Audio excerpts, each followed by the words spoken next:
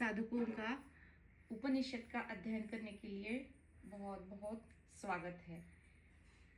यहाँ पर ग्रुप में मैंने मंत्र को डाल दिया है। ये पहला ही श्लोक अभी चल रहा है और इस श्लोक का जो एक एक छोटा छोटा सा जो वाक्य बनता है, जैसे हमने पिछली सत्र में देखा, माँ गृदा मतलब तुम अति लोभ या फिर जो तुम्हारे लिए प्राप्त नहीं है उससे आगे की डिमांड या अभिलाषा मत करना, माँ गृदा। तो इसका फिर आगे तीसरे श्लोक से भी एक संबंध बनता है और तो हर एक का आगे पिछला ऐसा संबंध बनेगा। तो अभी तक तो आपको भी ये याद हो गया होगा, ये सारे शब्द, बहुत ज़्यादा कुछ कठिनाई है नहीं। अब देखते हैं हम जहाँ पे हमने पिछली सत्र में छोड़ा था वहीं से हम इसको आगे बढ़ाते हैं। माँ गृदा, तो जितना हमारे लिए आवश्यक है नीति रूपी या फिर प्रारब्धवश हमें मिल ही जाता है, क्योंकि जो बचा है, जो शेष है, उसको प्राप्त किए बिना हम शून्य पर वापस नहीं आ सकते। तो उसके लिए जिसको जो भी आवश्यक है वो तो अपने आप मिल ही जाता है। बस हम इस जन्म में आके फिर वो भूल जाने के कारण हमारी अपेक्षाएं, इच्छाएं या जो मिला है उसमें रस नहीं है और कुछ चाहिए। तो ये जो यात्रा है ये थोड़ी सी सीधी जाने की वजह थोड़ी टेढ़ी और थोड़ी लंबी हो जाती है, बस बाकी तो कुछ है नहीं। ज्ञान से सीधा सीधा रास्ता दिख भी जाता है और शॉर्टकट से हम पहुंच भी जाते हैं। इसीलिए कहते हैं कि माँ गृदा मतलब ग्रीड मत करना, लोभ मत करना, अति की लालसा मत करना। जो प्रारब्ध से मिला है उसी को पर्याप्त जानो, और जो तुम्हें प्राप्त नहीं है समझ लो कि वो तुम्हारे जीवन में कोई काम का नहीं है, उसके कोई मायने नहीं है, वो अनावश्यक है आपके जीवन के उद्देश्य हेतु। इसको जान लो। अगर वो जो प्राप्त नहीं है उसके पीछे भागोगे तो रास्ता थोड़ा टेढ़ा मेढ़ा और लंबा हो जाएगा। अब ये श्रुति बताती है कि बेटा ये अब चॉइस तुम्हारा है, निर्णय तुम्हारा है। अगर फिर भी कोई कामना है तो कोई बात नहीं, थोड़ा लंबा रास्ता है, उस लंबे रास्ते से भी तुम वहीं पे पहुंचोगे। जब वहां पे पहुंचोगे और पता चलेगा कि हाँ, जिसके पीछे मैं भाग रहा था उसको पाकर कुछ ज्यादा कोई आश्चर्यजनक बात कुछ है नहीं, बस सर्वसामान्य जैसा ही है। तो वो जब तुम्हें पता चलेगा तो फिर से तुम वही जो पहला वाला रास्ता है उसी रास्ते पे आ जाओगे। तो इसलिए किसी दूसरे का जो धन है, जैसे हम दूसरे के धन, मतलब मेरे पड़ोसी है तो उनके पास ये बड़ी गाड़ी है, आलीशान गाड़ी है, और मेरे पास अगर छोटी सी कोई मारुति 800 या अल्टो और वैगनआर जैसी छोटी गाड़ी है, और अगर मुझे ऐसा लगे कि भाई मुझे इतनी बड़ी गाड़ी चाहिए जो कुछ 60 या 70 लाख की है और मेरी हैसियत तो बस 10 लाख की है, तो अब मेरा पूरा जीवन तो ये 60 लाख कमाने में ही निकल जाएगा। तो दूसरे की अपेक्षा, सुख की लालसा मत करना।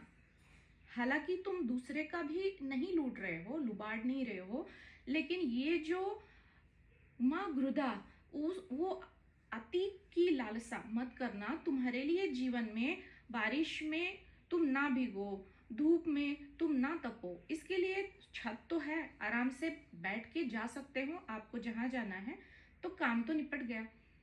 तो ये जो है ना, ये कभी ना खत्म होने वाली जो इच्छाएं हैं, अधिक की लालसाएं, वो मत करो। तो ये माँ गृधा केवल एक वाक्य भी हो जाता है, लेकिन उसके पीछे बहुत सारा कुछ ये श्रुति हमें बताने की कोशिश कर रही है। अब वो क्यों नहीं करना है ना, तो उसके लिए तीसरे मंत्र में इसका संबंध भी आएगा।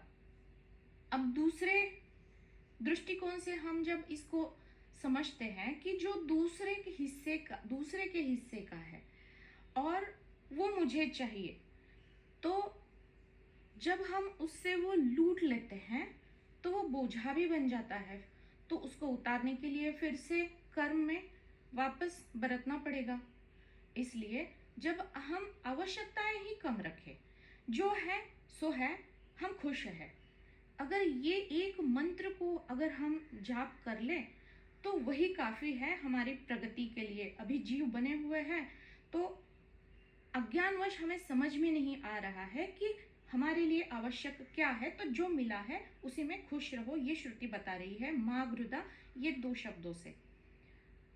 अब फिर भी कोई बात नहीं, अगर तुम्हें कोई इच्छा है तो कष्ट स्वतः स्व कष्टार्जित जो है उससे कमाकर खाओ, कोई बात नहीं, लेकिन दूसरे का लुबाड़ो मत। ये जो होता है ना कि किसी और ने किया है और मैंने ही किया है, ऐसे दिखाना, तो ये भी एक सूक्ष्म स्तर पे किसी का क्रेडिट लूटने की जैसे है। वो भी मत करो, वो भी अपना प्रभाव जरूर लाएगा, कोई ना कोई फल उसका भी आएगा। इसलिए किसी इच्छावश या फिर किसी लालसा या मोह के वश कोई कर्म ना करो जो किसी को हानि नहीं पहुंचा रहा है, लेकिन आपके ही मन में अगर ऐसे कोई विचार उठ रहे हैं तो वो तो स्पंदन एक बन गई ना, वो नाद बन गई और आपने उसको प्रक्षेपित कर दिया माया में, तो वो लौट कर तो आएगी, इसको मत करो। अब माँ गृदा कस्यस्विद धनम, तो ये धन किसका है? अगर ईशन तत्व का वास हर जगह है, उसी ने सब कुछ व्याप्त किया हुआ है, सब कुछ घेरा हुआ है और फिर भी वो बचा हुआ है शेष, तो कण कण में वो है, तो सब कुछ तो उसी का है।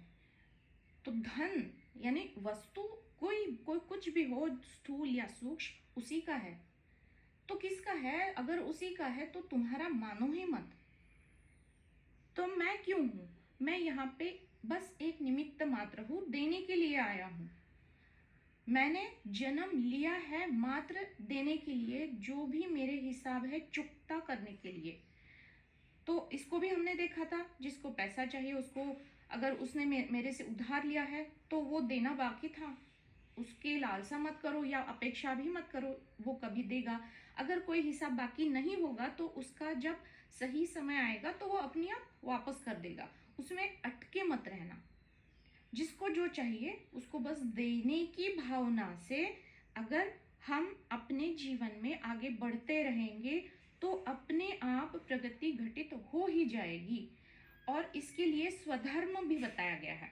तो पहले या दूसरे सत्र में हमने धर्म की एक व्याख्या को लिया था, उसको एक बार बस बता देती हूँ। धृति क्षमा दमोस्तेयम शोचम इंद्रिय निग्रह धी विद्या सत्यम अक्रोधो दशकम धर्म लक्षणम।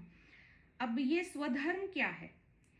मैं जो नहीं हूं वही मैं समझ रहा हूं ना, असद वस्तु या स्थूल को मैं समझ रहा हूं कि वही मैं हूं, लेकिन मेरा स्वधर्म क्या है? उसमें स्थापित होने के लिए, उस स्व के स्वरूप में स्थित होकर जीने के लिए स्वधर्म आवश्यक है। इसलिए द्वैत में रहते हुए भी स्वधर्म में स्थित होने के लिए एक रास्ता शास्त्र ने बताया है धर्म की व्याख्या में। धैर्य रखो, 1 या 2 दिन में कुछ नहीं होगा।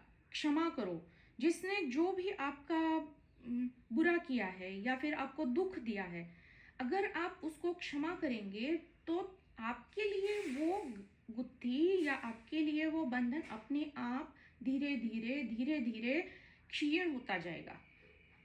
कोई बात नहीं, अगर वो सामने वाला जो जीव है वो पकड़ के बैठा है तो आपने तो छोड़ दिया ना, तो वो सब कुछ अपने ही पास धर के बैठ जाएगा, लेकिन आप उस बंधन में नहीं फंसोगे। तो उसके कल्याण के वो तो अपने आप हो ही जाएगा, लेकिन स्व के कल्याण के लिए सामने वाला जो आपको गलत कोई भी चीज कर रहा है उसको क्षमा करना, क्योंकि वो हिसाब बाकी था। ये एक बात को स्मरण रखते हुए बस क्षमा करना।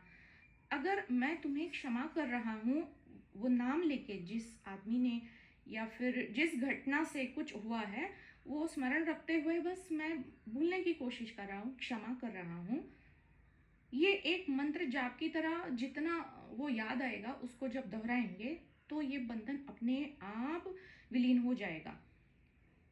फिर धर्म की व्याख्या बता रही है, धृति क्षमा दमोस्तेयम, चौर ना करना, चोरी मत करना, किसी को ना बताए हुए उसकी कोई भी चीज ना उठाना, संयम रखना, पवित्रता, पवित्रता यानी शुचिता, जो केवल देह या स्थूल रूप से नहीं, वो मानसिक भी है।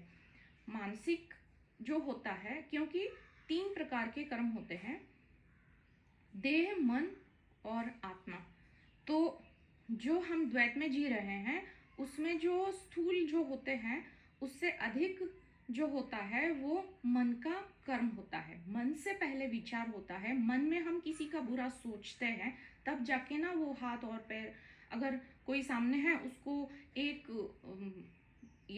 थप्पड़ लगाने की मैं सोचूं तो ये विचार आएगा, तभी तो हाथ काम करेंगे ना, हाथ अपने आप थोड़ी ना काम करेंगे। तो जो मन का जो कर्म है वो अधिक उच्च है। तो मन में अगर अच्छी भावना रखेंगे तो धीरे धीरे वो आचरण में उतर ही जाएगी। यही पवित्रता को यहाँ पे बता रहे हैं। और इंद्रिय संयम, तो ये तो मागरुधा के लिए बहुत आवश्यक है, ये मन की शुचिता और इंद्रिय संयम। अब जैसे मन तो बता रहा है कि भाई ले लेना, 4 बड़े हैं लेकिन एक से पेट भर गया है, लेकिन 2 से पेट भर गया है और 2 दिख रहे हैं और बस बढ़िया सी सुगंध आ रही है, बस खा ले। तो वहां पे अगर संयम कर लेगा ना मन, अगर वहां पे रोक देगा तो हाथ की क्या औकात है, वो कैसे आगे बढ़ेगा और कैसे उस बड़े को उठा के मुंह में डालेगा, नहीं है, उसकी हैसियत नहीं है। तो ये यहाँ पे ये 2 चीज़ें बहुत आवश्यक है।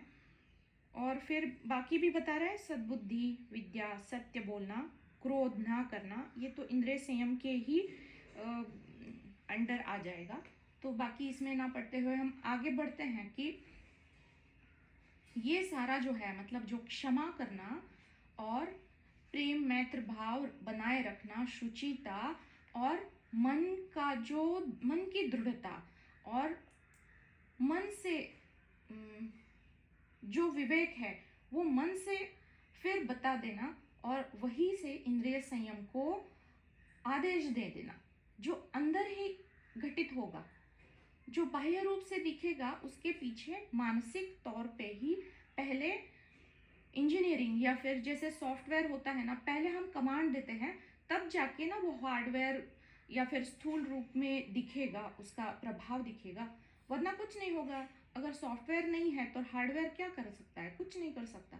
तो इसी प्रकार ये मन है, मनो शरीर यंत्र, इसीलिए गुरुदेव कहता है ना, तो ये मानसिक तौर पे बहुत ज़्यादा आवश्यक है इसको समझ लेना।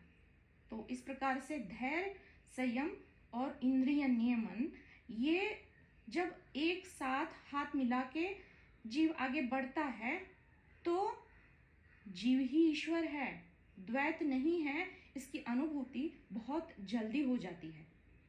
लेकिन ईश्वर कैसा है, वो साक्षी है ना, वो अकर्ता है।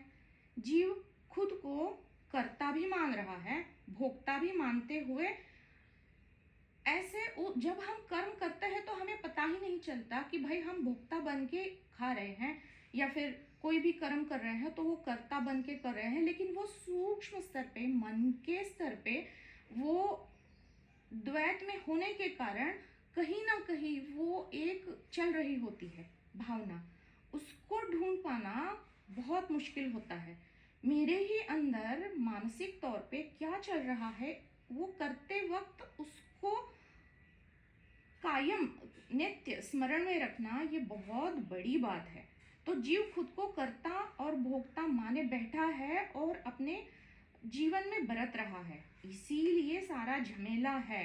और इसीलिए तो ये सारा शास्त्रों का या उपनिषदों का अध्ययन करने का कारण बन रहा है, जो हम जानते हैं लेकिन उसको जीवन में उतारने के लिए संघर्ष हो रहा है।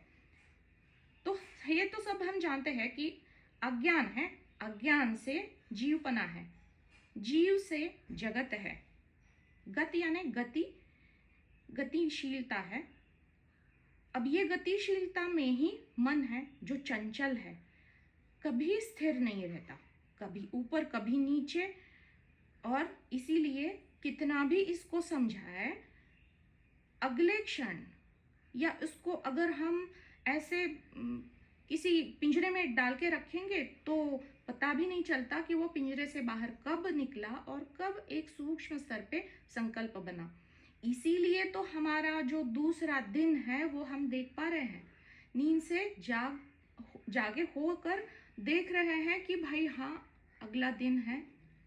तो हमें पता ही नहीं होता कि ये संकल्प होता है कि हम कल के लिए बहुत सारी चीजें प्लान करके रखते हैं। इसी से संकल्प से ही संसार बना है। तो दोषी कौन है? मन ही है, जो चंचल है, अविचारी है, जो विवेक पे भी हावी होता है। क्योंकि आत्मा का तो पता है ना कि मैं क्या हूं, मैं अकर्ता हूं, मुझ में कोई विकार नहीं है। लेकिन फिर भी तो मन, बहुत सारे विकार मन में पैदा हो ही जाते हैं। तो वो अविवेकी जीव को बनाने के लिए वही जिम्मेदार है। और मन के कारण ही तो लोभ है, मन ही तो आकर्षित होता है ना। माया की जो ममता है या फिर जो भी आकर्षण है, उसमें कौन आकर्षित होता है? हाथ या पैर को तो कोई संवेदना वैसे है नहीं जब तक वो मन उसको कोई आज्ञा ना दे। या फिर आंखें भी तो खोलने के लिए कोई होगा तभी तो ना वो खोलेगी या फिर देखेगी। मन में अगर कोई विचार चल रहे हैं और हम किसी बहुत गहरे विचार में डूबे हुए हैं, तो आगे से हमारे कोई परिचय वाला अगर निकल भी गया ना, तो हम उसको रजिस्टर ही नहीं होता, क्योंकि मन हमारा इतना कुछ चिंतित है या फिर किसी का विचार कर रहा है। तो आंखें क्या है, वो देख पा रही है लेकिन वो रजिस्टर ही नहीं हो पा रहा है, वो बुद्धि उसको ग्रहण ही नहीं कर पा रही है। इसलिए मन का बहुत बहुत महत्व है। तो ये जो मोह है, ये जो मन इसमें फंसता है, तो इसी के कारण जो सत्सद विवेक बुद्धि है जीव में है, वो भ्रष्ट हो जाती है। और इसी के कारण आकर्षण के पीछे भागते भागते कोई काम ऐसा जो नहीं करना चाहिए, वो कामी होकर वो कर ही देता है। फिर वो पाप उस जीव के ऊपर एक परत की तरह वो चिपक जाता है। और ये करते हुए भी वो बाद में अगर सोचेगा कि हाय ये क्या हो गया, तो अब हो तो गया ना, तो फल तो आएगा। ऐसे इसी प्रकार ये मन है जो कभी इस डाली कभी उस डाली, कभी उस गांव कभी इस गांव, वो घूमता ही रहता है। लेकिन मन राजा नहीं है। राजा कौन है? तत्व है। मन तो प्रधान है। जैसे नरेंद्र मोदी जी कहते हैं ना, मैं प्रधान सेवक हूँ, मैं कोई मंत्री या राजा नहीं हूँ। इसी प्रकार ये मन है जो प्रधान सेवक है, जो इस आत्मा को उसकी स्वरूपता में स्थित होने के लिए उसकी सेवा में नित्य हाजिर है। वो मात्र नौकर है और उसी को इंद्रियों का राजा कहा जा रहा है, क्योंकि वो प्रधान सेवक है ना, तो उसके पीछे भी हाथ, सारी इंद्रियां वो नौकर बन के उसकी आज्ञा का पालन करते हैं। इसलिए मन का बहुत महत्व है। अगर मन चाहता है कि भाई जो मेरा है वो भी मेरा और जो तेरा है वो भी मेरा, तो अब ये लोभ हो गया। लोभ के कारण पापी कर्म हो जाएगा। या फिर कोई कामना मन में उठी तो कामी वृत्ति से कुछ गलत छलत हो जाएगा। तो है तो कल्प्रिट, दोषी कोई है तो मन ही है। इसीलिए मुझे मेरे ही मन का अवलोकन या मन में उठ रही तरंगे या मन के विचारों को बीच बीच में स्मरण रखते हुए जांचना है। जैसे एक होता है ना कॉन्शियस मन और एक सब कॉन्शियस मन। जो सब कॉन्शियस मन है वो विवेक है, उसके अंदर जो हमें चाहिए वो डालने के लिए हम जो कॉन्शियस या फिर जो चेतन मन है, जो हम अभी यहाँ वहाँ देखने का जो कर रहे हैं, वो कॉन्शियस मन है। उसको जब हम 100 बार गिनाएंगे तब जाके वो एक बार अपनी सब कॉन्शियस माइंड में छप जाएगा, या फिर वो वहाँ पे संगठित या फिर स्टोर हो जाएगा। जैसे मैं छोटी थी तो मैंने साइकिल चलाना सीखा, उससे पहले मैं तो 100 बार गिरी, यहाँ वहाँ मुझे लगी, लेकिन जब मैंने एक बार वो बैलेंस सीख लिया तो क्या मुझे रोज सीखना पड़ता है कि कैसे साइकिल चलानी पड़ती है? नहीं, क्योंकि वो अब 100 बार गिरने के बाद मेरे सब कॉन्शियस मन ने सीख लिया, उसको ग्रहण कर लिया कि भाई ये मेरे ही तो हाथ पैर है, इसको चोट लग रही है, दर्द तो मुझे ही हो रहा है, तो मुझे उसको याद रखना पड़ेगा कि इस साइकिल को कैसे चलाते हैं। तो ये साइकिल ही तो है, ये जीवन क्या है? साइकिल ही है ना एक प्रकार की, कभी इधर कभी उधर, कभी सुख कभी दुख, कभी ऊपर कभी नीचे। तो हम तो आहत हो रहे हैं। तो ये बार बार आहत क्यों हो रहे हैं? ये मैं नहीं हूँ, मैं नहीं हूँ, ये जब हम 100 बार स्मरण में रखेंगे तब जाके ना वो अनकॉन्शियस माइंड में जाके स्टोर हो जाएगा। इसीलिए ये तो हमें करना इतना तो बनता है। तो यही श्रुति बता रही है कि जो मेरा है बस उसी में तृप्ति मानो, और जो मेरा नहीं है उसको, वो तो तुम्हारा है ही नहीं। ठीक है, इसको फिर थोड़ी देर बाद देखते हैं, क्योंकि एक और भी मैंने यहाँ पे लिखा हुआ है। जब हम स्वधर्म का पालन करते हैं तो हम धर्म की रक्षा कर रहे होते हैं।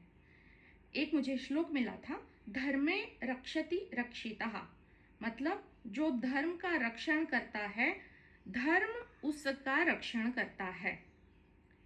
अगर हम आत्मा के धर्म का रक्षण कर रहे हैं, उसके लिए जी रहे हैं, तो ये जो आत्मा है ना, यही हमारा वरण करेगी और यही हमारा रक्षण करेगी।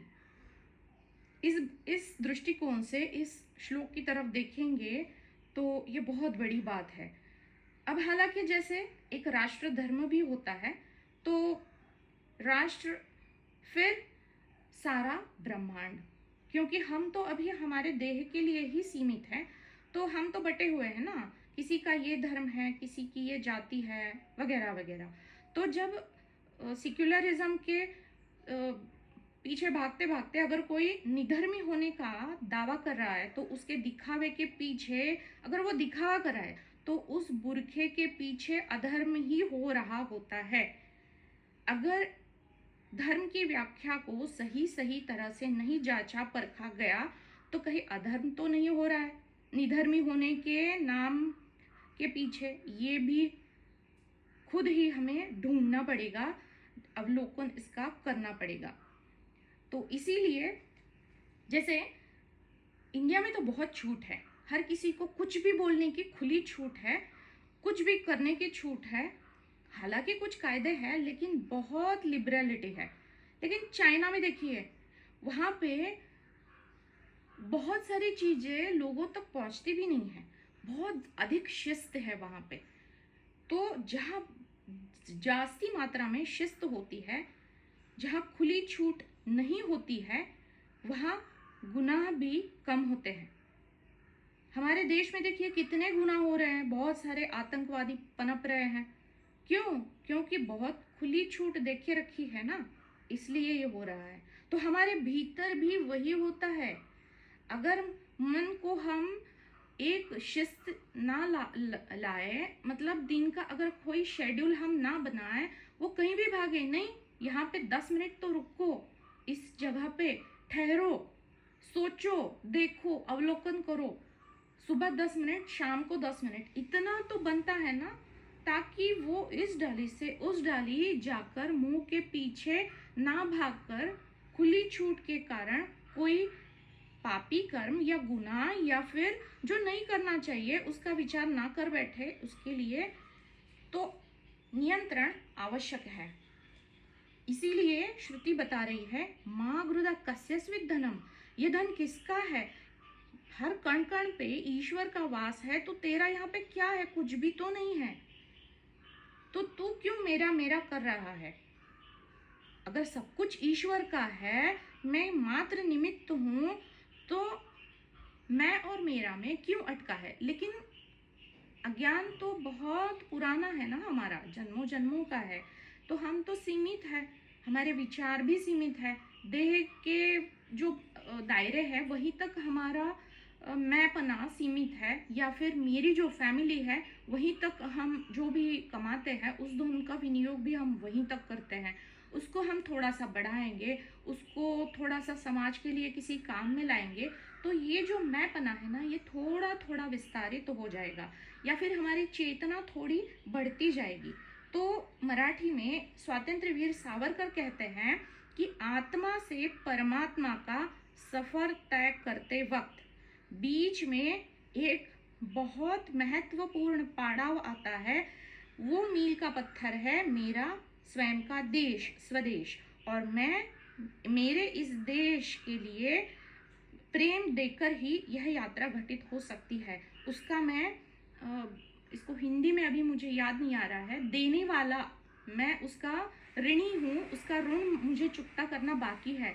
तो क्या हो रहा है, जब मैं मेरे देश के लिए कोई कार्य करता हूँ तो मेरी सीमाएं अब मेरे लिए नहीं, मेरे फैमिली के लिए नहीं, अब मेरे राष्ट्र के लिए विस्तारित हो गई। मैं अपने राष्ट्र, मतलब एक राष्ट्र में कितने करोड़ लोग होते हैं, उनके कल्याण के हेतु मैं कार्य कर रहा हूँ, तो मेरी चेतना विस्तृत हो गई। इसीलिए वो कहते हैं आत्मा से परमात्मा का सफर तय करते वक्त बीच में मील का पड़ाव है, वो है मेरा स्वदेश, और इस देश का मैं ऋणी हूँ। उस देश का ऋण चुकता करने का एक ही उपाय है देना, देना और देना। समाज कार्य या कल्याण हेतु जितना बन पाए। मेरे पास 100 रुपए है, 1 रुपए तो देना बनता है। जो स्वाभाविक है कि हम स्वार्थ से निस्वार्थ की तरफ बढ़ रहे हैं, या फिर सीमा को तोड़कर असीमित होने की राह में चलते वक्त एक कदम आगे बढ़ रहे हैं। ये मील का पत्थर बहुत महत्वपूर्ण है। अब इसका ही उदाहरण लेके माँ गृह कस्य स्विद्धनम, इसको हम जब रामायण में राम की कहानी तो सबको ही हमें पता ही है।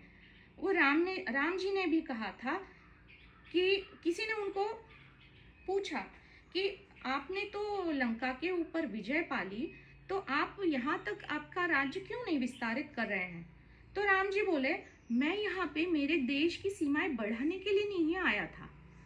अब जिसका है वो उसी का है। तो विभीषण उसका भाई है, वही अपने देश का हित अच्छी तरह देख पाएगा, क्योंकि उसमें वो जो सात्विकता है वो राम जी ने देखी थी। उसको ही वो राज्य सौंप के वो वापस चले आए। जो है उससे अधिक की लालसा मत करना। यही तो ये राम राज्य जो है ना, ये कहानी बहुत है, लेकिन हर एक कहानी बहुत बड़ी चीज हमें बखान कर रही होती है। ये जो बोध होता है ना, वो कथा के जो बोध रहते हैं, इस बोध के ऊपर हमारी दृष्टि जाती ही नहीं। बस कथा को छोड़ के उसका जो सार है वो बोध हमें ग्रहण करना चाहिए, क्योंकि जो खुद का धन है उसकी रक्षा करना भी जरूरी है, और वही राम जी ने बताया। क्योंकि धन भी बहुत सारे होते हैं, स्त्री धन है, तो बाकी भी हम थोड़ी बाद में देखेंगे। यहाँ पे स्त्री धन की बात हो रही है, तो वो केवल उनका धन है नहीं, वो राजा है ना, तो किसी राज्य की गरिमा होती है। वो जो रानी होती है वो राज्य का धन है, और उसको जबरन सीता की इच्छा के विरुद्ध अगर उसका अपहरण हुआ है, तो मेरे ही देश की गरिमा को बनाए रखने के लिए वो जो मेरा राष्ट्र का धन है, मेरी गरिमा है, उसकी रक्षा करना मेरा कर्तव्य बनता है। ये बहुत बड़ी श्रेष्ठ भावना लेके फिर राम जी निकले थे सीता के शोध, सीता को ढूंढने के लिए, और तब जाके वो लंका में उसको पाया और फिर वो विजय प्राप्त की। लेकिन विजय प्राप्त करने के बाद वो संतुष्ट थे, जो मेरी अयोध्या है मैं उसी में खुश हूँ, और जिसका है वो अपना अपना देश संभाले। तो इतनी बड़ी बात होते हुए भी जब एक राम राज्य में जब इतनी बड़ी बात होती है कि भू, ये भी तो एक प्रकार का धन है, लेकिन लालसा नहीं है, बस गरिमा बनाए रखना, कितनी बड़ी बात है।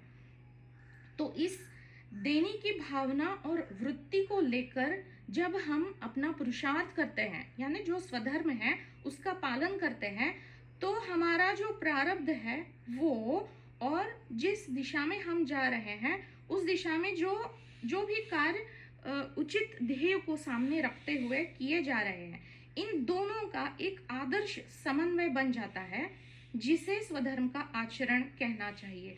ये स्वधर्म का आचरण करते हुए श्रुति हमें बता रही है कि क्रियाशील रहो, यत्नशील रहो, और ऐसे ही क्रिया प्रवण रहते हुए, फिर वो तीसरे मंत्र में इसका भी कनेक्शन है, उस वक्त हम इसको थोड़ा सा वहाँ पे रिवाइज करेंगे। फिर वहाँ पे जीना कैसे है, यहाँ ये जो है माँ वृदा कस्यस्वित धनम से, फिर वहाँ पे हम एक छलांग फिर से लगा देंगे, उस टाइम ये केवल उसको रिवाइज करेंगे। अब यहाँ पे श्रुति हमें ये भी बता रही है, क्रियाशील तो रहना है, कार्य तो करना है, निष्क्रिय और अकार्य प्रवण पर, अकार्य प्रवणता के ऊपर श्रुति आघात कर रही है, यानी निषेध कर रही है। अब हम फिर से आते हैं, त्यक्तेन भुंजिता, श्लोक तो डाला हुआ है, एक बार इसको पढ़ दूं क्या फिर से। ओम ईशावास्यम इदम सर्वम यत् किंच जगत्याम जगत तेन त्यक्तेन भुंजिता, जो मिला है उसको त्याग रूप से स्वीकार करो, इस्तेमाल करो। अब ये त्याग को समझने के लिए आज हम 2-3 एग्जाम्पल्स मुझे मिल गए हैं, तो उन्हीं को, मतलब कोई दूसरे पढ़ाई हो रही थी वहाँ पे मिल गए हैं, तो उसको हम समझने की कोशिश करते हैं। महाभारत के एग्जाम्पल्स है। एक बार दुर्वास ऋषि द्वारका गए या वृंदावन गए थे और मिलने गए श्री कृष्ण जी के यहाँ, तो वहाँ पे बहुत चहल पहल थी, बहुत सारी गोपियाँ हैं या ये वो, तो अपनी साधना के लिए वो यमुना के पार गए, तब के लिए बैठने के लिए। तो सारी गोपिकाएं, अब वो ऐसे कैसे रहेंगे, तो उनके लिए 56 भोग लेके वो जाने लगी, उनको पार जाना था, यमुना के पार जाना था, लेकिन यमुना तो उफान पे बह रही थी, बहुत पानी था। तो वो श्री कृष्ण जी से बोली कि आप कुछ तो कीजिए, हमें ये सारा भोग उनके लिए लेके जाना है। तो श्री कृष्ण जी यमुना को बोले, हे यमुने, अगर मैं आजन्म ब्रह्मचारी हूँ तो हे माते तू इन गोपियों को रास्ता दे। अब वो गोपियां विचार में पड़ गई, ये तो हमेशा कितनी छिठोरीपना या सबके पीछे भागना और ये सब कर रहा है, जितना जब से छोटा था तब से गोपियां ही उसके आजू बाजू में इर्द गिर्द है, इतने सारे इसकी बीबियां हैं, पत्नियां हैं, और फिर भी ये कह रहा है कि मैं आजन्म ब्रह्मचारी हूँ, तो तू यमुना रास्ता दे दे। और यमुना ने दे भी दिया। फिर वो चली गई, अगले दूसरे तट पे चली गई, उनको खाना दिया और अब वापस आना था। लेकिन फिर वो यमुना, बहुत बाढ़ थी तो अपने उफान पे बहने लगी थी। तो दुर्वास जी से उन्होंने फिर से मदद मांगी कि स्वामी जी, आप हमें वापस जाना है ना हमारे गांव, तो कुछ तो मदद कीजिए हमारी। तो दुर्वास जी तब तक तो सारे 56 भोग डकार गए थे, कितना सारा खाना था वो खा चुके थे, लेकिन फिर भी वो बोले यमुना से, हे यमुने, मैं इतना सारा खाना खाकर भी अगर भूखा हूँ, खाली पेट हूँ, तो तू इन सारी गोपियों को रास्ता दे दे। अब यहाँ पे एक प्रश्न सामने खड़ा उठता है कि इतने सारी गोपियाँ, इतनी सारी पत्नियों को साथ में लेते हुए भी श्री कृष्ण भगवान जी आजन्म ब्रह्मचारी कैसे थे, और फिर इतना सारा खाकर भी दुर्वास ऋषि भूखे पेट कैसे थे। इसको हम दूसरी कहानी से जोड़ के इसको उसके पीछे के राज को जानने की कोशिश करते हैं। महाभारत की ही कहानी है। जब सारे पांडव वनवास में थे तो दुर्वास ऋषि एक बार दुर्योधन के पास गए, तो उनके पास तो पूरा जत्था था, सैकड़ों उनके ऋषि उनके पास उनके साथ थे।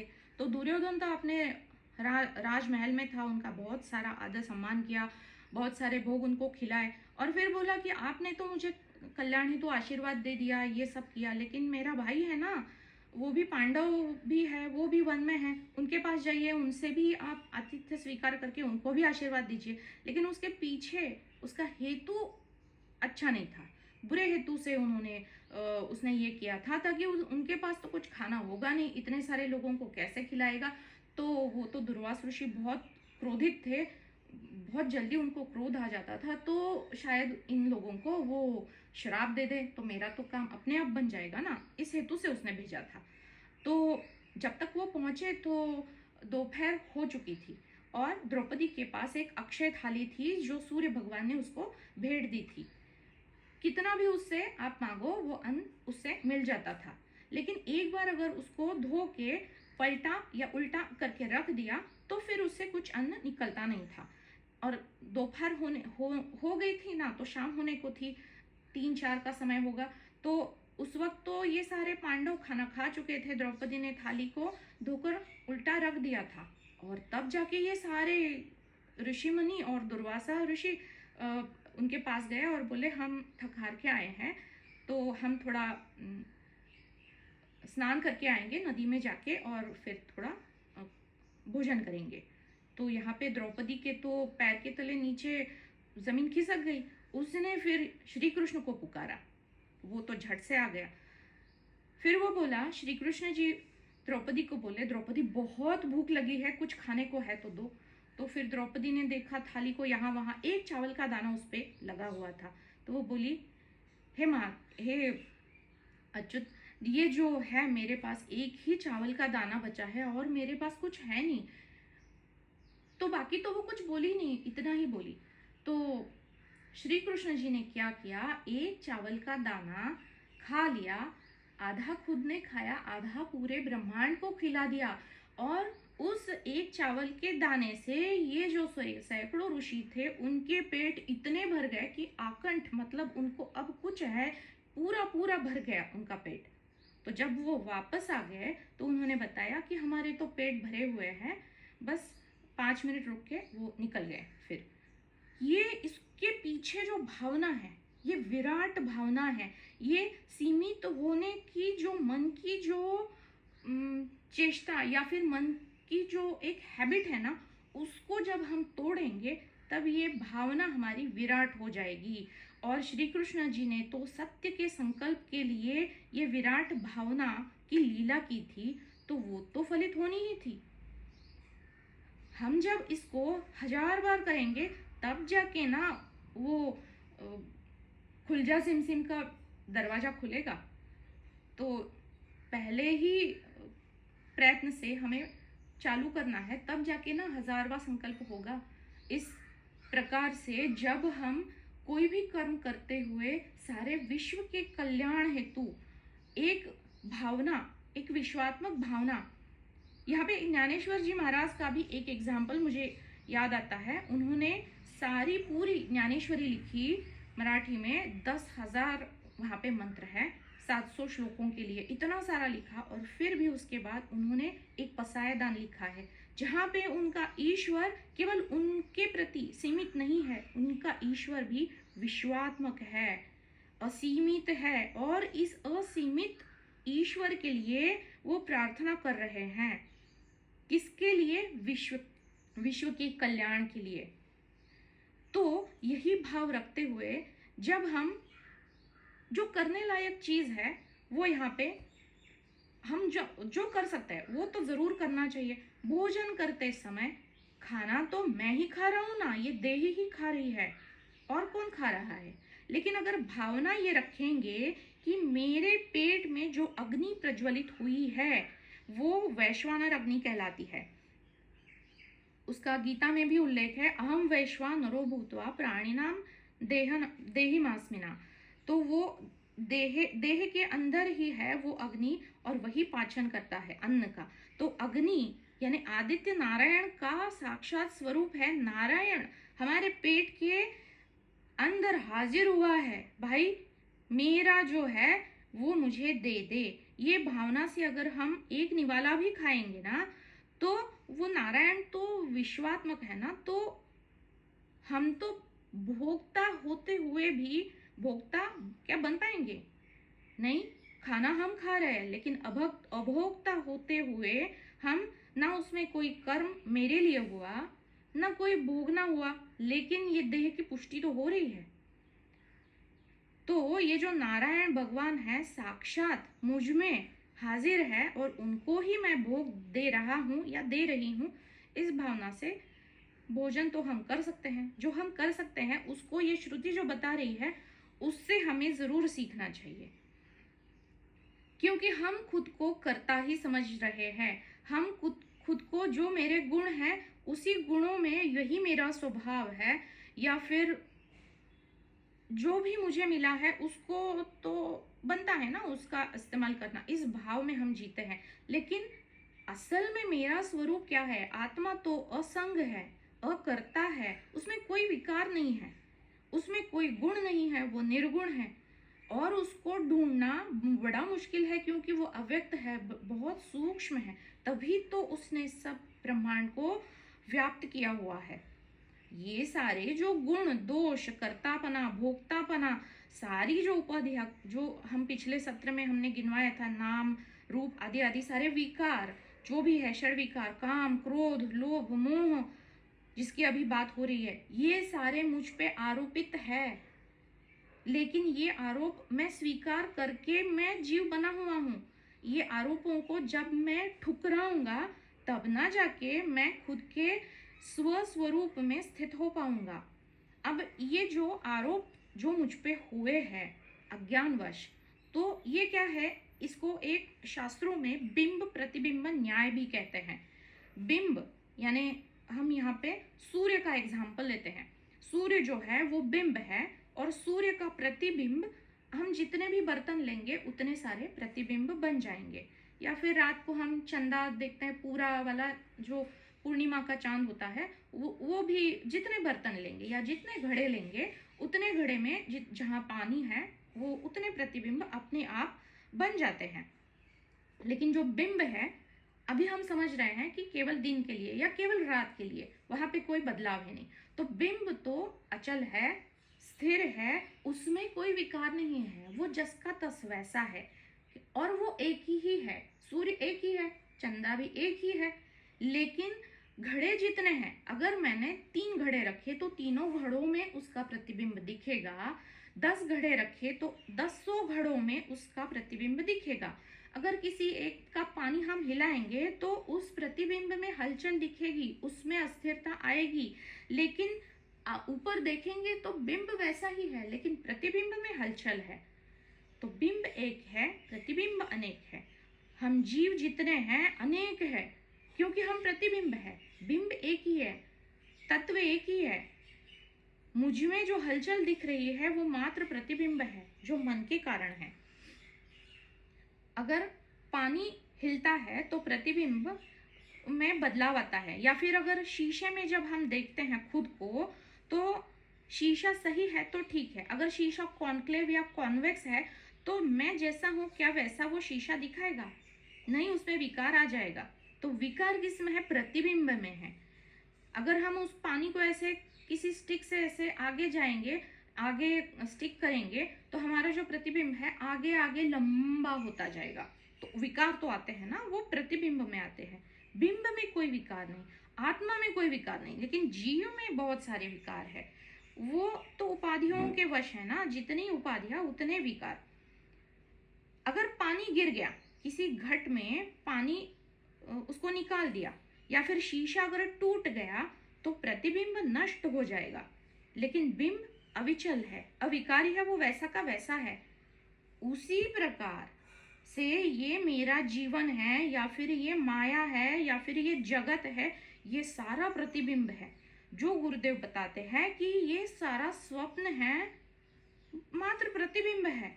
जो सारा मेरा जीवन है, जगत है, माया है, मात्र प्रतिबिंब है, मात्र स्वप्न है जो कभी हुआ ही नहीं। और इसी स्वप्न का मैं ही स्वप्न दृष्टा हूँ।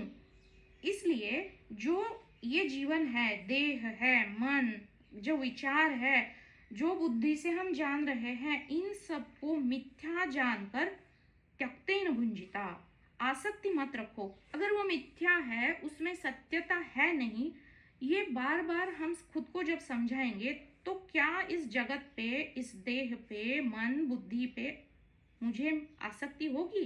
क्या मैं इन सबको मेरा समझूंगी? नहीं समझूंगी। त्याग भावना से इस्तेमाल करूंगी। जो भी मिला है ये सारे माया के साधन है ना। जीना तो माया में ही है, लेकिन इनका सही सही इस्तेमाल योग्य मात्रा में, योग्य रीति से इनका इस्तेमाल या विनियोग मात्र करना है। योग्य मात्रा में विनियोग करना, यही त्यक्तेन भुंजिथा सिखा रही है। अब इसका त्यक्तेन भुंजिथा का और एक एग्जाम्पल, मैंने यहाँ पे सारे एग्जाम्पल्स नोट करके रखे थे क्योंकि वो भूल जाते हैं बाद में। राजा जनक, सीता के जो पिताजी थे राजा जनक, तो वो ज्ञानी बन गए, लेकिन ज्ञानी बनने के उपरांत वो अपना राजपाट छोड़ के वन में कहीं जाके नहीं बैठ गए। लेकिन ज्ञानी होने के बाद उनको पता चल गया था जो भी है माया है, लेकिन मेरा स्वधर्म मुझे पालन करना है, उसी हिसाब से जीना है जो मैं एक क्षण पहले अज्ञानी था वैसा ही जीवन जीना है। तो ज्ञान में स्थित होकर उन्होंने वही राजपाट आगे चलाया। लेकिन अब वो इस राज्य का, जनक नगरी का राजा नहीं प्रधान सेवक हूँ, इस भावना से उन्होंने उस गद्दी को संभाला। उसमें कोई आसक्ति नहीं थी। प्रधान सेवक इस भाव से, प्रारब्ध से जो मिला है वो अच्छे के लिए ही है, भले के लिए ही है। वो सारे कर्तव्य जो एक राजा के होते हैं वो उन्होंने भली भांति निभाए हैं। यही हमारे लिए बहुत बड़ा एग्जाम्पल है। हम भी तो राजा है या रानी है हमारे घर की, तो लेकिन हम प्रधान सेवक है। वो रानी है या फिर राजा है, वो कोई गद्दी है या कोई कुर्सी है, उस कुर्सी पे हम बैठे हुए हैं। वो जो मान है, वो जो कर्तव्य है, वो जो भी कर्तापना भोक्तापना है, वो उस कुर्सी का है। हम मात्र उस पे बैठे हुए हैं, मेरा यहाँ पे कुछ नहीं। लेकिन जो कुर्सी पे बैठता है उसको सारे जो कुर्सी के जो कर्तव्य होते हैं वो जैसे निभाने होते हैं, मुझे उस प्रकार से, मैं घर की रानी हूँ या फिर मैं कोई माँ हूँ तो माँ के कर्तव्य निभाने हैं। मैं माँ नहीं हूँ, मैं कोई भी नाते रिश्ते नहीं हूँ। इसको जानते हुए भली भांति जो भी कर्म है, जो भी जिम्मेदारियां है वो सब निभाने हैं। मैं सेवक हूँ किसका? उस सर्वव्यापी सर्वगत ईश्वर का, जो कण कण में बसा हुआ है। इस ईश्वर का मैं दास हूँ। मेरे कामनाओं के पूर्ति का जो ईश्वर है, जो सीमित है, उसका मैं कोई सेवक नहीं हूँ। जो विश्वात्मक ईश्वर है, उस भावना से जब हम ईश्वर को भी ब्रह्मांड या फिर विश्वात्मक कर देते हैं, तो ये एक जो वृत्ति की विस्तारिता है, उस बड़ेपन से या फिर विस्तारित हुए ईश्वर के तत्व से खुद को जोड़ के, ये विश्वगत ईश्वर का मैं मात्र सेवक हूँ, इस भावना से जो कौशल मुझे मेरे ही पिछले जन्मों के कारण मिले हैं, वो कौशल तो पूरा उनको यूज करना है, उनको इस्तेमाल करना है, उनका विनियोग करना है। कितना? 100 नहीं 200% देकर जाना है ना। समाज की मंगल की कामना, समाज का भला हो या फिर जो मुझे मिला है उसका सही सही इस्तेमाल हो। क्योंकि अगर मैं ज्ञान मार्ग तक पहुंच गया हूं, तो जो जीव अभी ज्ञान मार्ग तक नहीं पहुंचे हैं, उनको कोई ना कोई तो रास्ता दिलवाने वाला चाहिए। तो मैं मात्र निमित्त बन के इस मंगल कामना से करते हुए जो कौशल है उनका विनियोग करो। ये माँ वृदा कस्यस्विद धनम, कितनी कितनी बड़ी बड़ी बात यहाँ से निकल के आ रही है। अब जैसे हमने देखा कि बहुत सारे खाने के उदाहरण हमने देखे ना, श्री कृष्ण जी ने केवल एक चावल का दाना खाया और पूरे ब्रह्मांड को दिलाया और सारे ऋषियों के पेट भर गए। तो जो भी अन्न या जो कुछ भी खेत में उगता है, तो वो किसके कारण उगता है? सूर्य भगवान के कारण, या फिर चंद्रमा की जो शीतलता है उसमें जो रस है वो अन्न में आता है और देह की पुष्टि होती है। जो भी अन्न हम खा रहे हैं, क्या वो मेरा है? भले ही मैंने खुद धन कमाया है और उसी धन से मैंने वो धान घर में लाया है, या फिर जो ग्रोसरी है वो सारा मैं उसको खरीद के लेके आई हूँ, लेकिन लेकिन जो खेती में जो उगने की क्षमता है, उगाने की जो क्षमता है, क्या वो मुझ में है? क्या मैं उगा पाता हूँ? वो धन किसका है? वो ईश्वर का है ना। लेकिन वो अर्जित तो जो मैंने धन कमाया है उससे मैं घर पे लाया हूँ। वास्तव में वो मेरा है नहीं, वो परान्न है। अब यहाँ पर क्या नहीं, या पर यानी क्या? पर यानी पर ब्रह्म, जो स्थूल जगत से ऊपर, अपरा से परा। स्थूल यानी अपरा और परा यानी जो सूक्ष्म जगत है, यानी ईश्वर है, उसी का बनाया हुआ ये अन्न है, परान्न। हम व्यावहारिकता में जब हम देखते हैं तो हम परान्न को वर्जित बताया जाता है कि रोज हम थोड़ी ना दूसरे घर में जाके खाना खाते हैं, हम खुद के ही घर पे बनाया हुआ खाना खाते हैं, इसलिए परान्न वर्जित भी कहते हैं। तो हालांकि हम ये जानते हैं कि हम दूसरे के घर रोज नहीं खाते, खुद कमा के खाते हैं, लेकिन जो हम कमा के भी जो लाते हैं वो भी परान्न नहीं है। वो पर दूसरा और कोई नहीं, परमेश्वर है, क्योंकि अन्न को परब्रह्म कहा गया है और ये पर है परमेश्वर। तो ये धन किसका है? परमेश्वर का है। वही तो सारे पंच महाभूत बनाता है। भूमि, माटी, पानी, सूर्य, तारे, सब कुछ उसी सत्ता से चल रहे हैं। यहाँ कोई कुछ भी ऐसी चीज नहीं जो मेरी है, सब कुछ उसी का है। उसकी सत्ता के बिना पेड़ का एक पत्ता भी हिलने की उसमें क्षमता नहीं है। तो मेरा यहाँ क्या है? मेरा यहाँ कुछ नहीं है। मैं मात्र यहाँ पे 4 दिन का अतिथि हूं। मैं मात्र, वो मालिक है, मैं किराएदार हूं। इसका स्मरण, कितनी बड़ी बड़ी बातें यहाँ से निकल के आई है ना। त्यक्तेन भुंजिता माँ गृह कस्य स्वित धनम, किसका धन है? लोभ मत करो, जिसका है उसी का है।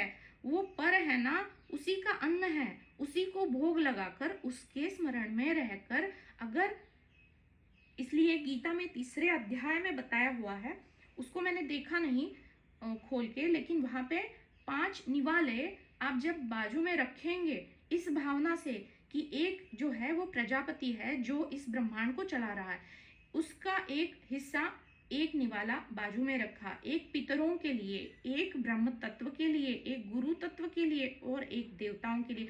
ऐसे 5 हम निवाले जब बाजू में निकालेंगे और फिर जो बचा हुआ अन्न है उसको जब हम ग्रहण करेंगे तो सबसे पहले जो ऋण है, हालांकि मैंने खुद धन कमाया है और उसी से मैंने जो मेरा भोजन है वो पकाया है, अब मैं खा रही हूँ, लेकिन स्मरण मात्र रखो कि ये जो पांचों महाभूत है या फिर जो अलग अलग स्तर के जो सृष्टि के देवता है जिनका ये है, उनका स्मरण करते हुए 5 निवाले, केवल 5 निवाले बाजू में रखो। और खाना होने के बाद आप बाहर कहीं पे तो गैलरी में, कहीं पे तो पक्षी तो आते ही है ना, या फिर कोई तो प्राणी आके वो खा लेगा, वो सृष्टि का है, वो सृष्टि अपने आप स्वीकार कर ही लेगी। इस उदात्त भावना को मन में रखते हुए जब हम भोक्ता ना रहते हुए फिर भी हम उस अन्न को भक्षण कर रहे हैं, खा तो मेरी देह ही रही है,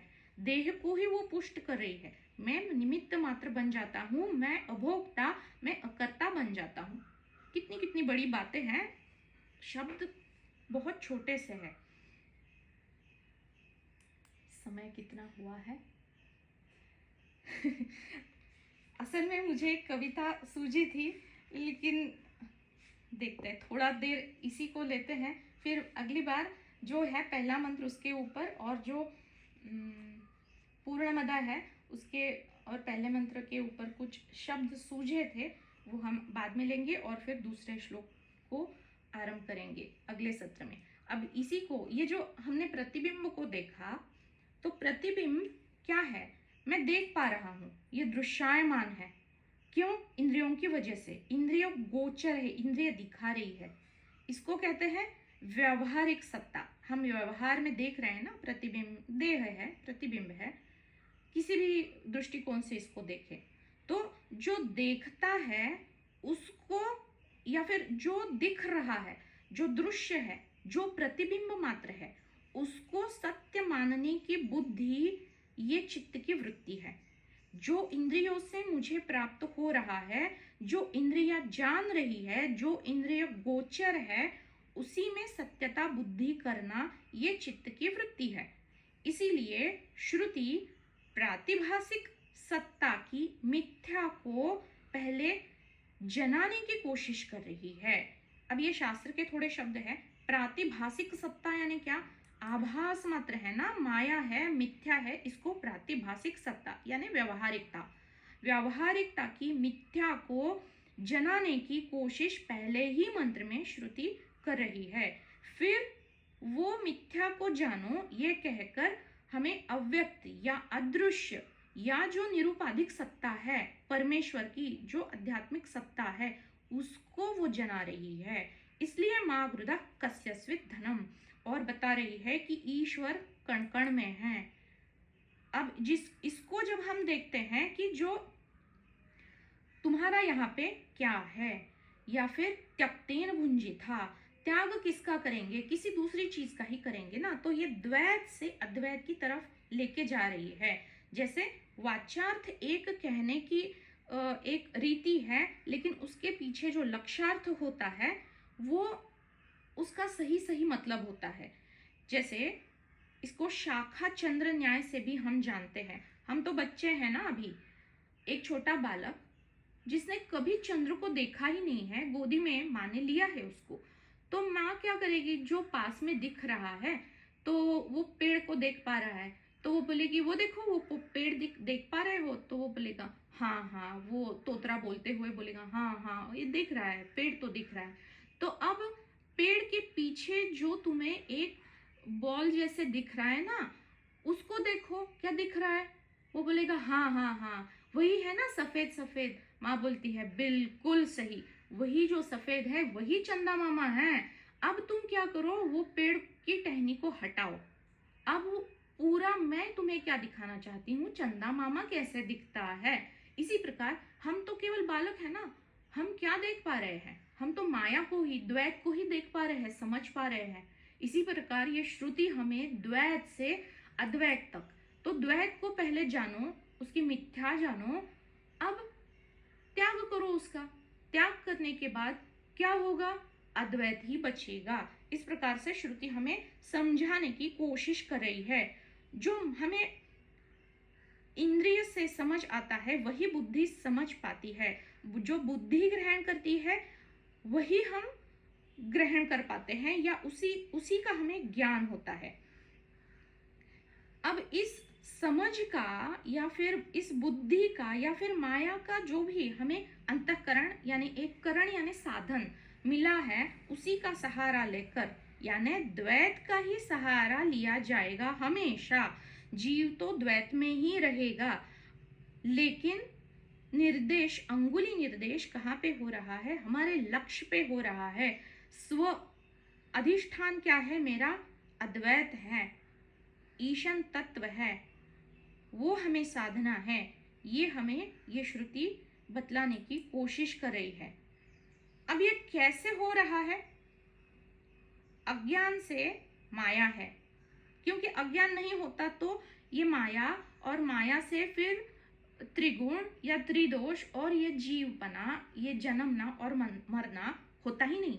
अज्ञान किसी न किसी प्रकार का था, इसीलिए ये माया का आवरण मेरे ऊपर पड़ा हुआ है, और मैं एक जीव बनकर यहाँ पे पैदा हुआ हूँ, जो मैं नहीं हूँ, लेकिन उसकी अनुभूति मुझे हो रही है। अब ये माया क्या है? मतलब ये जो श्रुति हमें दिखाने की कोशिश क्या कर रही है, ये शाखा चंद्र न्याय क्या है? जैसे हम किसी कमरे में जाते हैं तो बहुत अंधेरा है, वहां पे कोई रस्सी पड़ी हुई है, और हमें पता नहीं है कि वहां पे रस्सी है, तो अंधेरे में हमें उसके ऊपर सर्प की प्रतीति हुई। क्या वो सर्प सत्य है? नहीं है, लेकिन वो रस्सी के कारण हमें प्रतीत हो रहा है। इसी प्रकार हमें इस माया में सर्प की प्रतीति हो रही है, असल में है नहीं, लेकिन उस द्वैत की प्रतीति हो रही है। अब कमरे में एक बार दिया जलाया जाए तो अपने आप अज्ञान दूर होगा और भय का भी नाश अपने आप हो जाएगा। क्यों? क्योंकि रस्सी दिख जाएगी और पता चल जाएगा कि भाई ये तो रस्सी थी ना, ये सांप कभी था ही नहीं।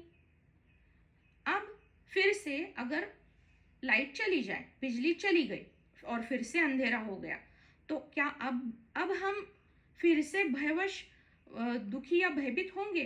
अब नहीं होंगे, क्योंकि एक बार हमें दिख गया ना, वहां पे रस्सी थी।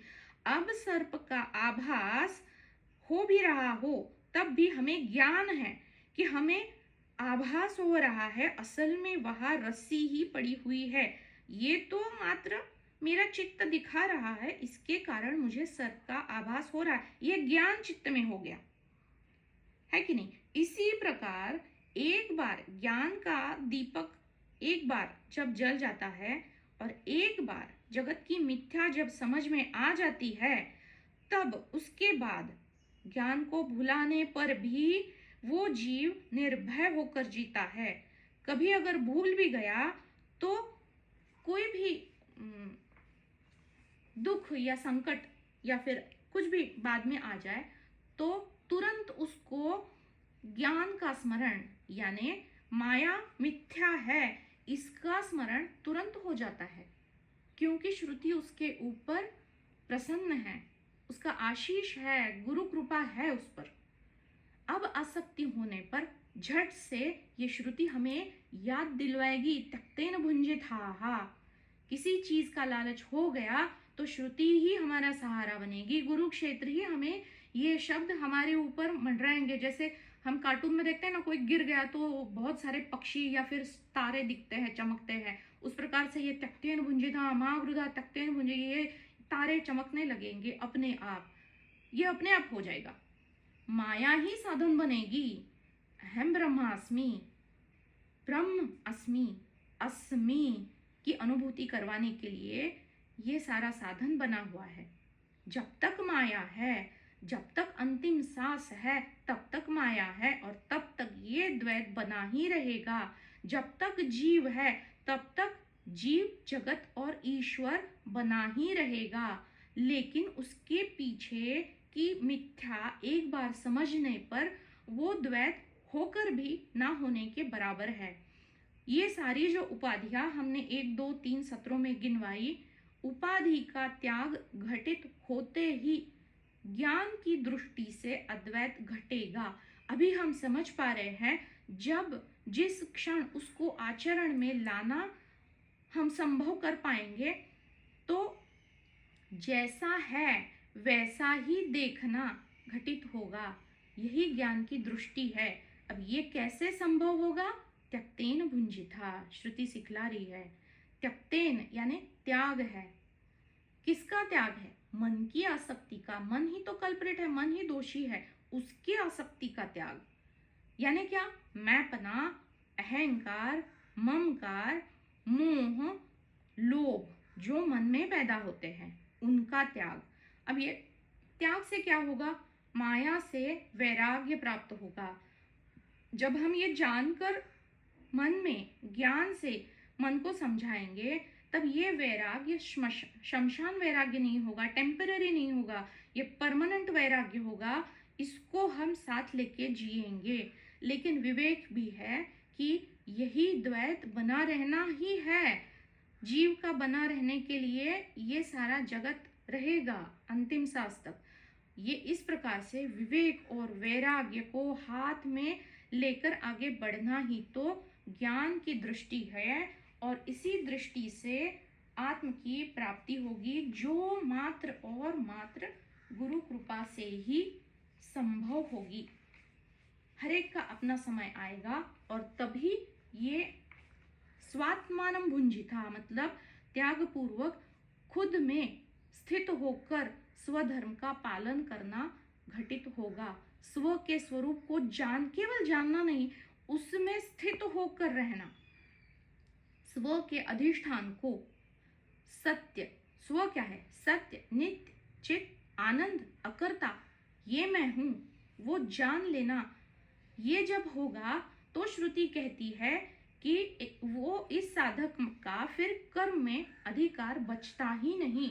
लेकिन आत्मा के अधिष्ठान में रहना या फिर ज्ञान में स्थित होके रहना 24 घंटे घटित हो नहीं रहा है, और जब कोई आकर्षण आ ही जाता है तो माँ गृधा, धन की लालसा ना करो, मुझे वो चाहिए ही चाहिए, ये जब हावी हो जाता है तो वो कोई प्रारब्धवश इच्छा बची हुई है, ये जब रह जाता है तो उस व्यक्ति के लिए बहुत सारे धन हैं, उसमें से कुछ ना कुछ अभी धन की प्राप्ति करना बाकी है, ये उस साधक ने समझ लेना चाहिए। जैसे धन बहुत सारे हैं, स्त्री धन है, गोधन है, भू यानी भूमि एक धन है, धान्य ये भी एक धन है, घर यानी वास्तु जिसमें हम रहते हैं वो भी एक प्रकार का धन है, नाम, लौकिक, इज्जत या फिर प्रतिष्ठा जो समाज में पाई जाती है ये भी एक प्रकार का धन है, और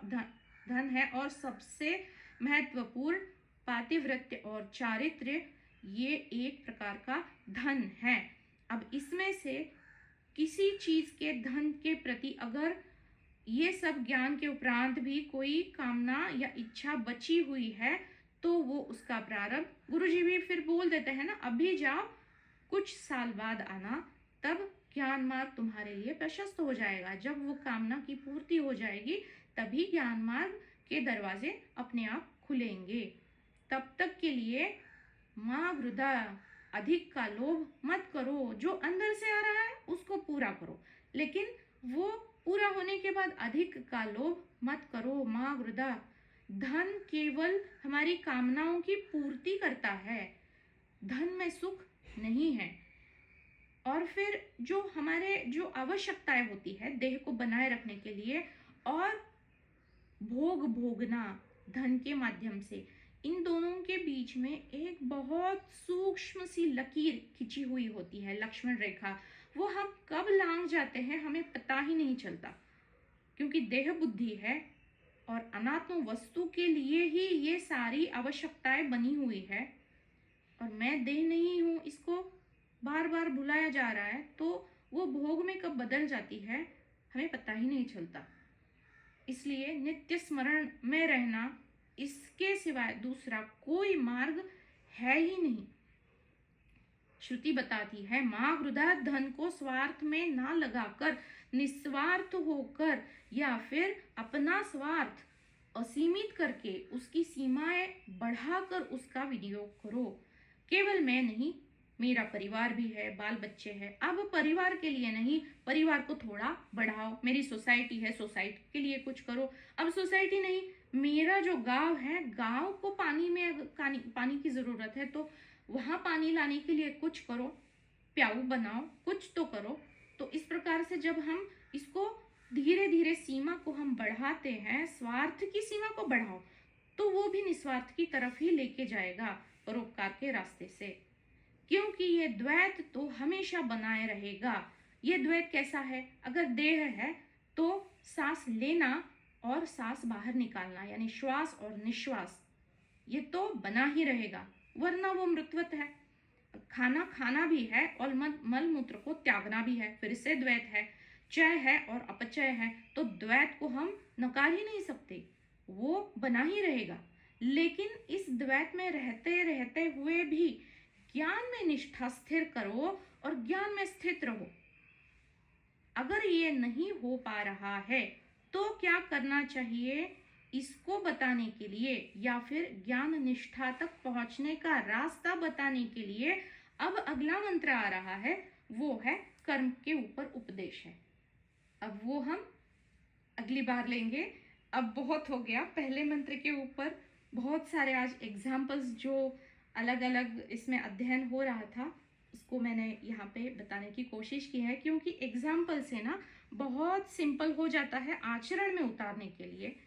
तो एक कोशिश थी, और किसी के पास कोई और भी कोई एग्जाम्पल हो या और कोई एक दृष्टिकोण हो माँ गृधा त्यक्तेन भुंजिता को अध्ययन करने के लिए या फिर इसको अप्लाई करने के लिए हमारे रोज़मर्रा के जीवन में, तो आप ज़रूर बता दीजिएगा।